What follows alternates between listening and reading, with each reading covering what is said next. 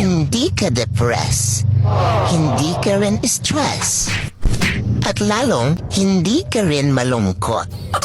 Nangihina ka lang kasi wala kang pera. Ganun yun. Uy, Beshi, huwag ka na malungkot. Makakahanap ka rin ng taong bubuo sa'yo. Bakit? Mukha ba akong basag?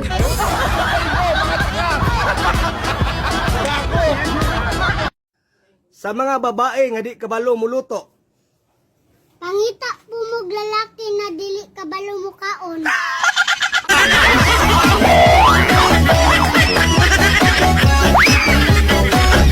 Ginawa ko lang naman sa'yo yung ginawa mo sa akin. Ba't ka nagagalit?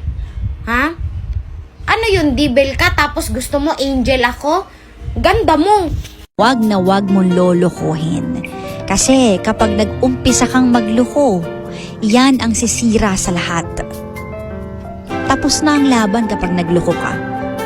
Yung iba nga dyan, di ba? Sabihin nila, pinatawad naman ako may second chance.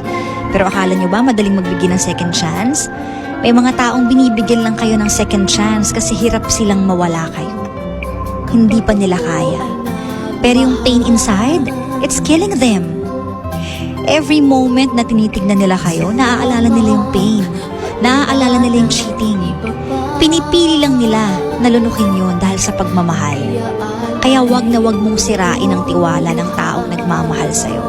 Wag na wag mong sirain ang relasyon nyo sa pamamagitan ng cheating kasi malalim na kasalanan yan. At wag mong hayaan na pagsisihan mo yan balang araw. So ngayon pa lang, dapat